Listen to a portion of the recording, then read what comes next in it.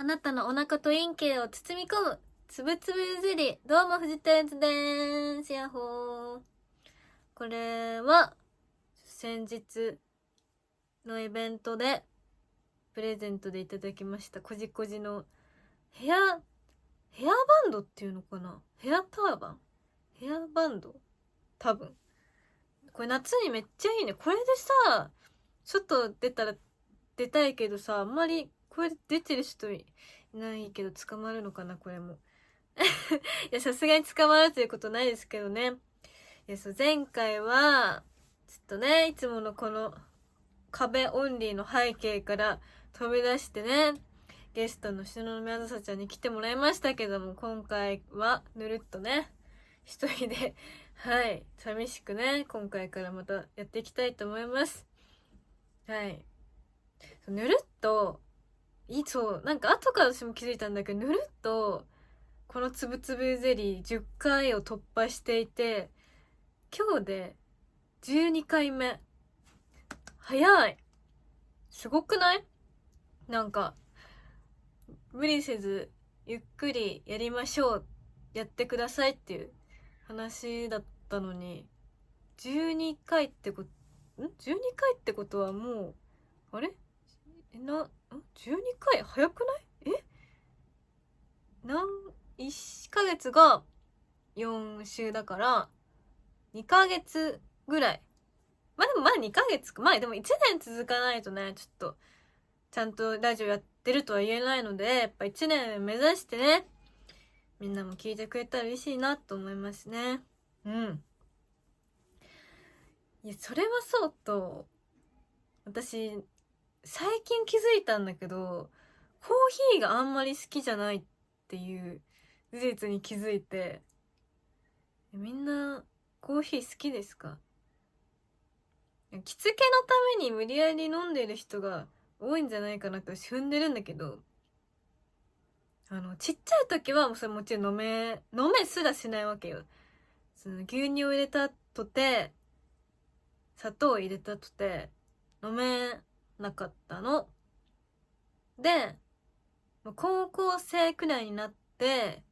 ブラックコーヒー飲めはするけど苦いなーって、苦かったり酸っぱかったりで、なんか別に旨味を感じないというか、なんか苦汁っていう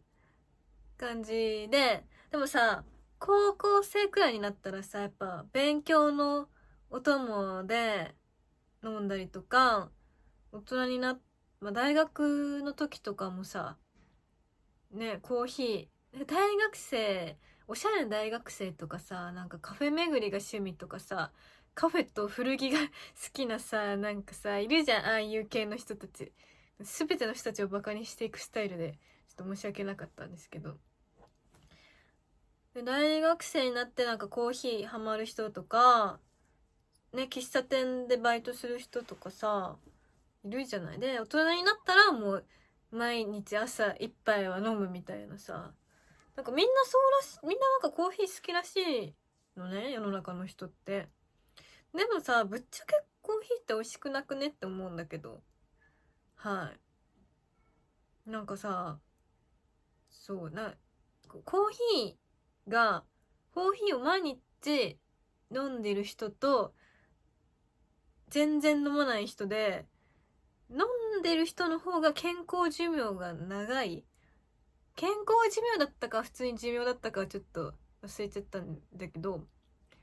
なんかコーヒーを飲んだ方が長生きするみたいな論文が、研究結果があるらしくって、本当かいと思ったのと、それはちょっとババア、今もババアではあるけれども、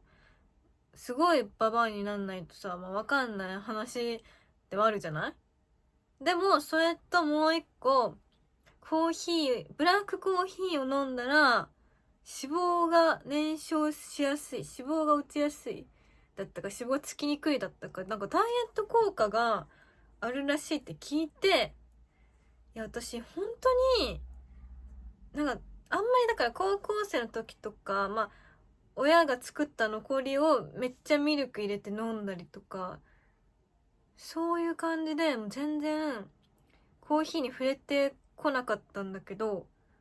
痩せるって言われたらさ、もう飲むしかないじゃんと思って。でそのさ、毎日スーパーとかコンビニに買いに行くのもちょっと面倒だから、コーヒーメーカーを買って、それが1年前くらいだったかな、1年前くらいに買って、運動した後に、毎日運動して、その後にブラックコーヒーを1杯飲んでたんだけど、本当に運動だけの時と比べて、コーヒーも合わせた方が、痩せる気はしたの。本当に痩せる気はして。だから、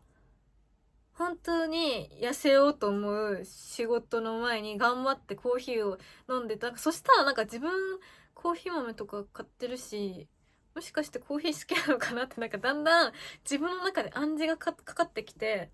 私もなんかイケてる大人じゃないと思ってたの。そう。で、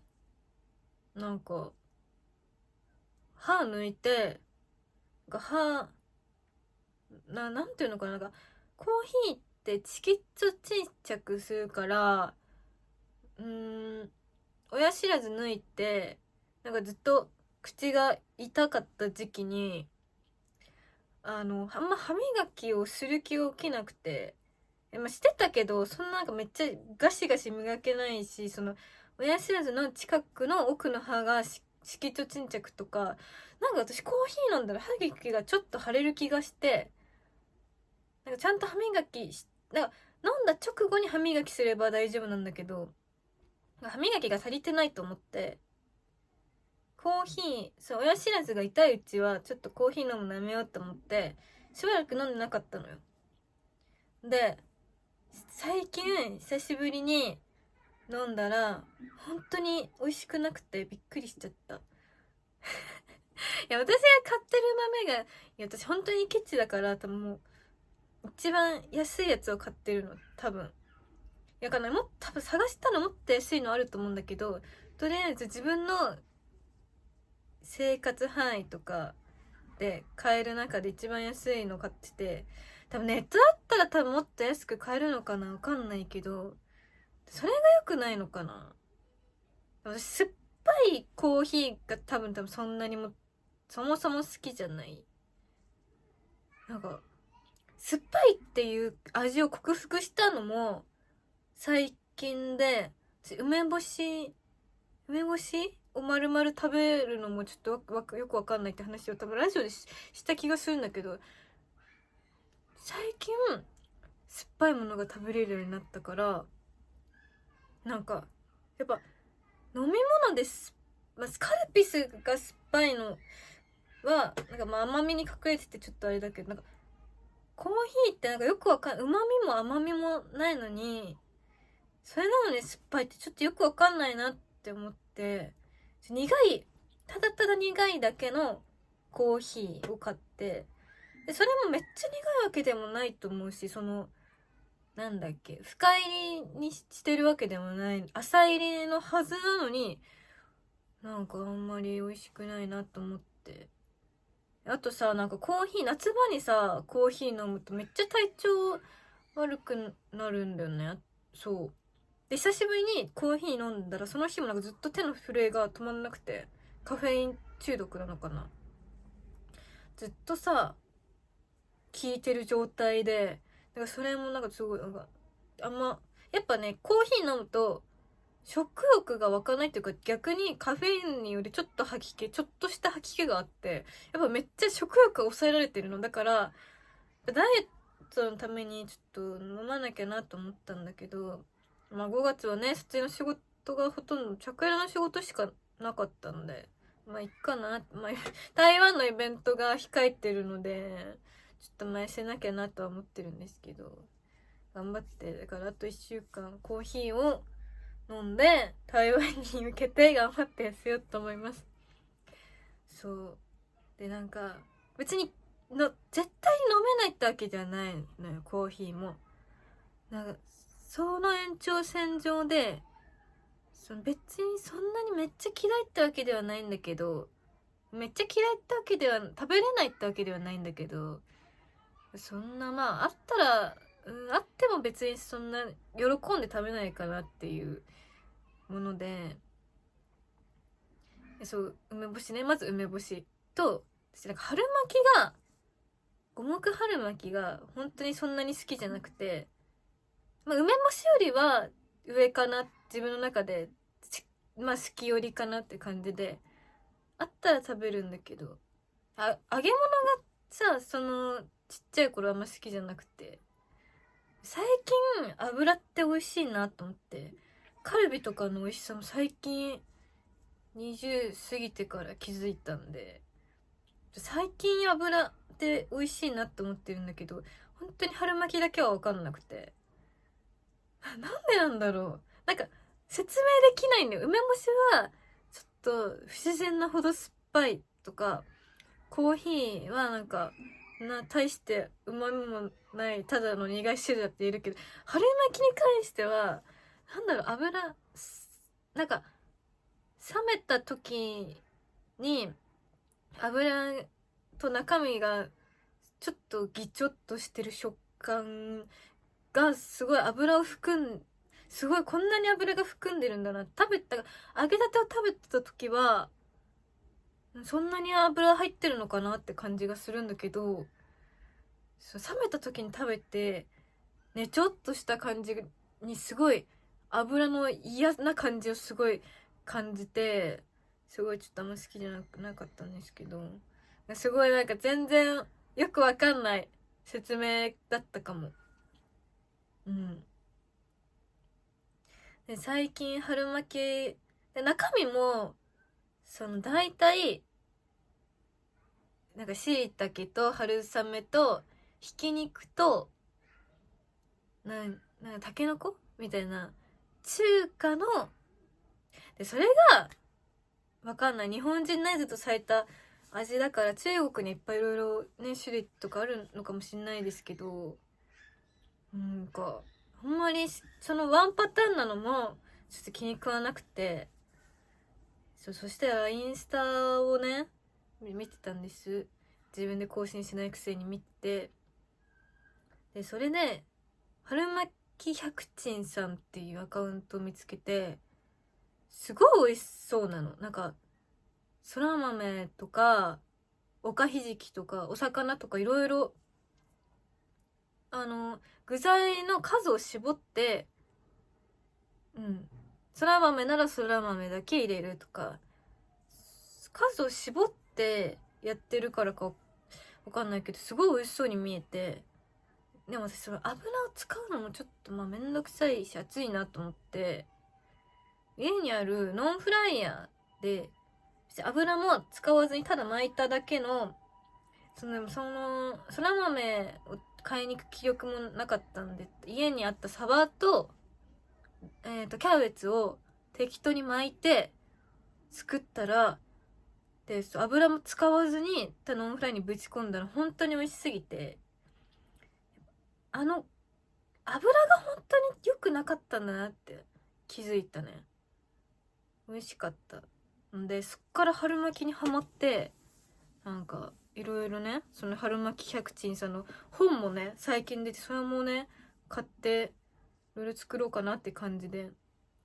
タイ入れたりとか、そう美味しいんですよ。アジとか入れたりとかね。まあお肉もお肉まだちょっと入れてないんでわかんないですけど、春巻きハマってるので、なんかやっぱ大人になっていろいろこうやっぱ苦手を克服するってこともありますね。ということでね、今日も元気にやっていきたいと思います。つぶつぶゼリー。これはおっぱいを揉んでいるように見えて宇宙人の真似をしていました。こじこじは宇宙の子なので。だよりね、前回はさ、やっぱ東雲がいたからさ、やっぱ一緒だとさ、より的確なアドバイスができたので、ちょっと今日はより東雲がいなくても的確にアドバイスができるぞっていうところをね、みんなに見せていきたいなと思います。じゃあまず喜怒哀楽のコーナーで、ラジオネームようくん、ありがとうございます。もやもやする気持ちにちゃんと名前ってつけられないでしょうか。ブルボンのお菓子で何が好きかという話になったことが人生で何度かあるんですが、あれの正解はルマンドらしく、バウムロールかエリーゼだと、あれも美味しいよねとか、田舎のばあちゃんの家にあったわっていう反応になるんです。ただ俺がホワイトロリータが好きですって答えると、何それみたいな顔をされるのです。自分でもマイナーだとは思うものの、話振ったのに無関心でいられると答えた俺が悪いのかなと悩んでしまいます。ぜひこんなホワイトロリータ好きのロリコンが報われるように、もやもやする気持ちを流して前に進めそうな名前をつけてくださいということで、ありがとうございます。でもホワイトロリータって本当に関心がないわけじゃないの、無関心ってわけじゃないんだけど、本当にわからないです私。どれだ、ホワイトロリータ、ある？うちの近所にあったっけ？そもそも目に入ってすらいなかった。これはなんだ、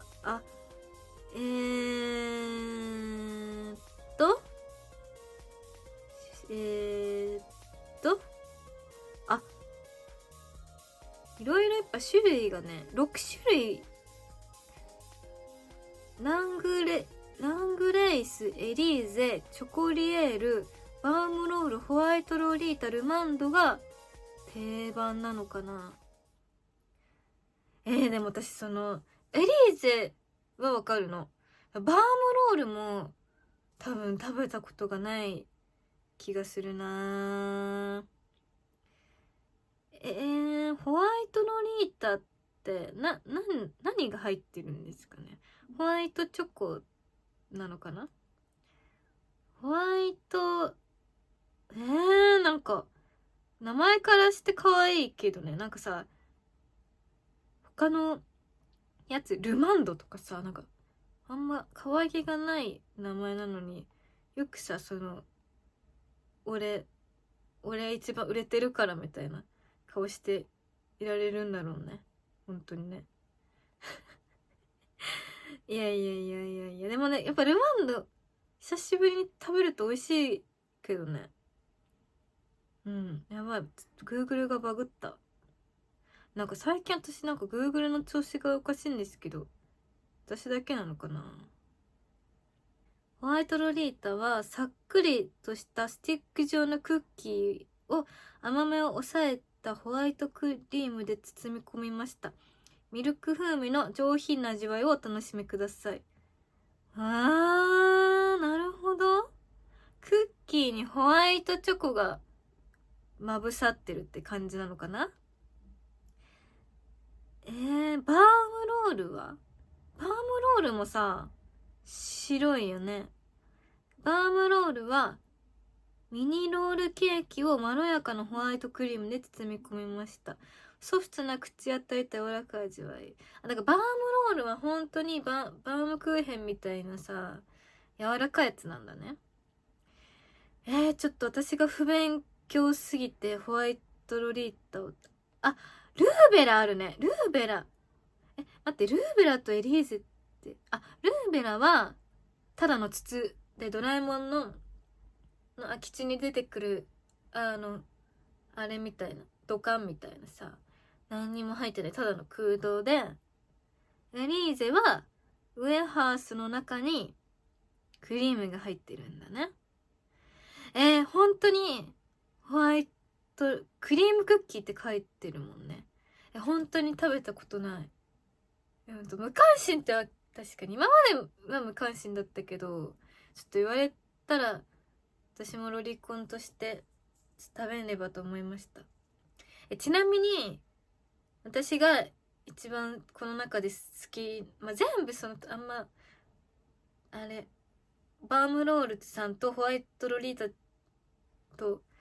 のことをね知らずに一番というのもすごい忍びないんですけど、チョコリエールが一番好きかな。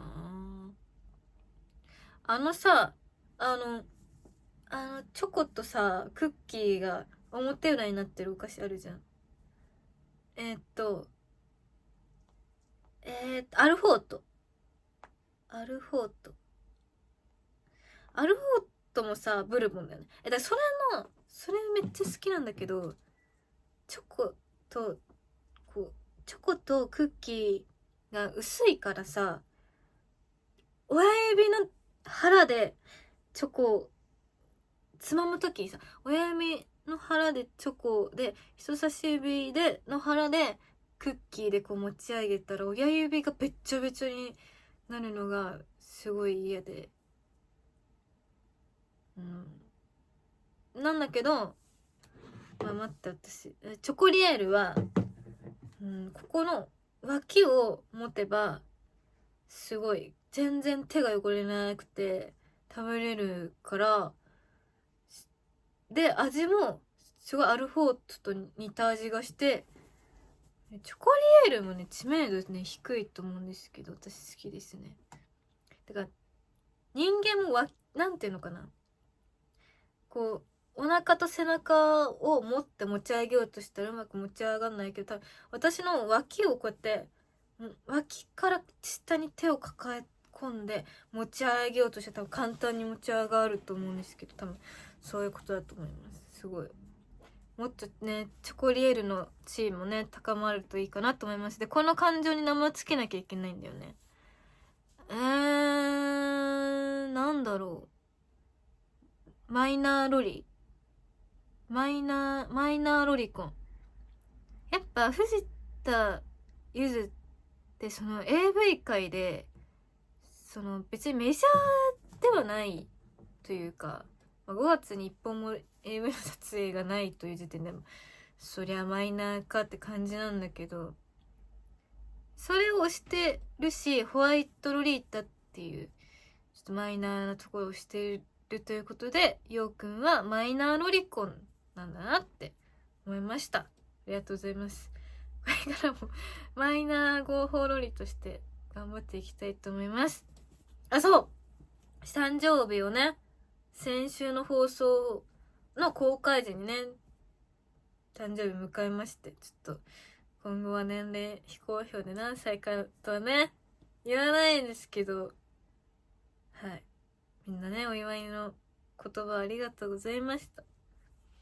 じゃあ次のお便り読もうかな。次はふつおたで、そう、ようくんまたふつおたもね書いてくれてね、ありがとうございます。第3回がちまる子ちゃんの映画、第4回がホームステイと旅行系の話が続きましたが、長年ホテルに対する疑問がありまして、ベッドの布団薄くないですか？冬でも夏と変わらず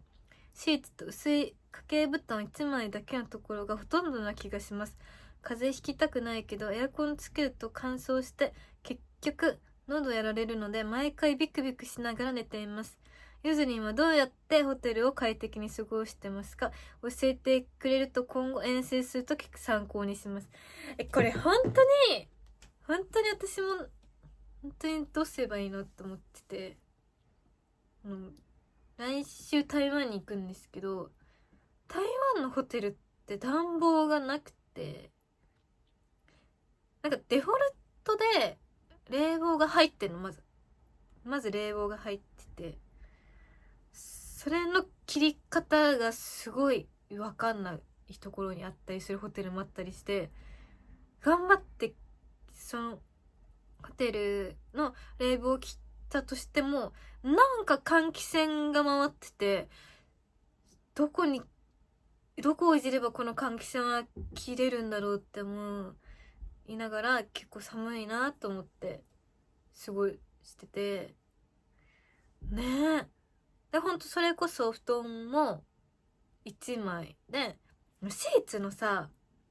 布団のかかってるさ、シーツの生地がなんていうのかな、すごい冷たくて、私のことを受け入れてくれてないんだなって、なんか心まで冷えてしまうので、なんか心まで寒いなっていつも思っってるね。やっぱり日本のイベントで遠征した時もだけど、やっ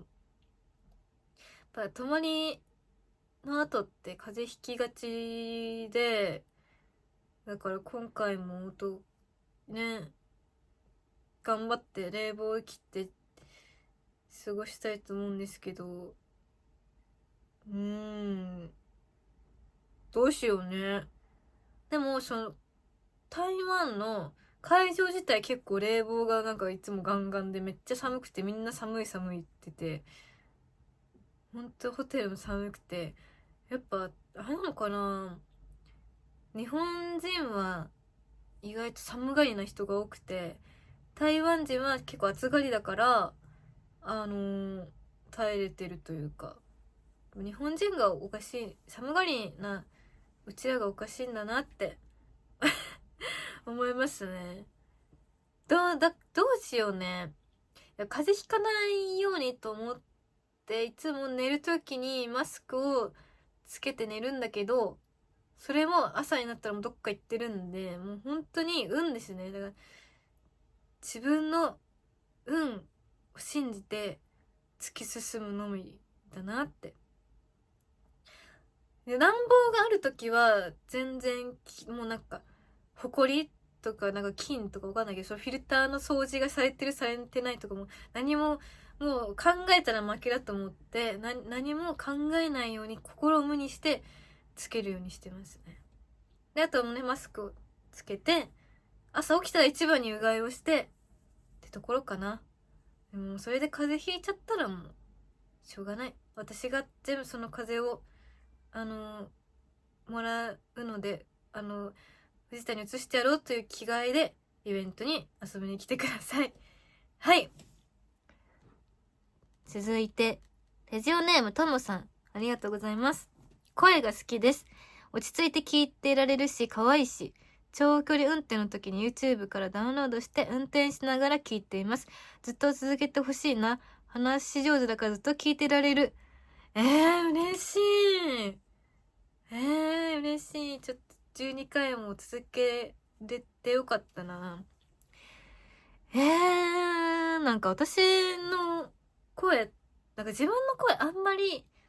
きじゃないんですけど、なんか自分がこう口に発して、そこから耳に届いてる声とビデオを撮って自分の声を聞いて、なんか全然違うと思って、それが小学生の時とかに初めて人から聞く自分の声をビデオで聞いて、めちゃくちゃ嫌だったのね。で、ラジオも自分の声あんま聞きたくないからだましだましでさ編集してるわけなんですけど、そうやって言ってくれる方がねいて、めちゃくちゃ嬉しいでございます。なんかさ、なんていうのかな、私めっちゃ音痴なんですよ。自分のやっぱ聞いてる声と他人で聞こえる声の差について考えすぎてめっちゃ音痴なんですけど、これを直す方法はないのかな。でも運転もね、本当にいつもお疲れ様でございます。私本当に免許を取ろうと毎年言ってるんですけど、一回地元の教習所に入ったことがあったんだけど、セクハラパワハラで秒でやめまして、そっから本当に腰が重くて、それが原因で腰痛になったんじゃないのかってくらいの腰の重さで、腰痛もあってね、それ全然関係ないんですけど、もともとね腰痛もあり、関係なく本当にただ腰が重くて、だからそのさ、長時間運転できる人本当に尊敬します。本当に素晴らしい、かっこいいでございます。なので今年やっぱ来年の誕生日までにちょっと運転できるようにで、私この前イベントで次に会う時までに運転できるように頑張るねってなんか言った覚えがあるの。迷ってるからさ、もう何言ったかとか覚えてない節もあるんだけど、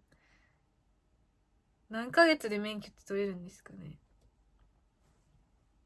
ちょっとね、6月は撮影、6月はね、なんか5月はめっちゃ暇だったんだけど、6月撮影あるからちょっと車教習所帰れないと思うんですけど、夏頑張って夏で免許取れたらいいな。ちょっと宣言したくないな。1年以内って1年以内に取れると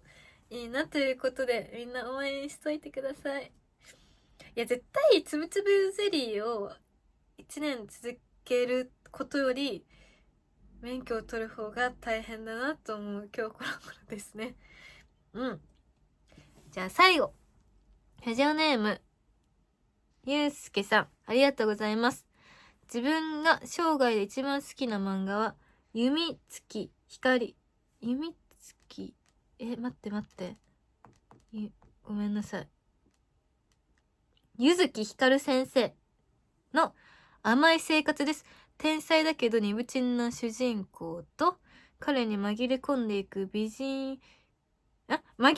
でいくって何？彼に紛れ込んでいくって何？いや、彼の一部になっていくってことなのかな。まあ広い意味で彼に惚れ込んでいく美人秘書が織りなすエロくて面白い中二病的な漫画です。20年以上連載してたけど昨年完結したので読破は時間かかるかも。20年以上？すごい。完結すごい。でもそのさ、20年連載してたのをさ、ずっともし追いかけてたんだって生涯で一番好きってことはさ、多分ずっと追いかけてたってことじゃん。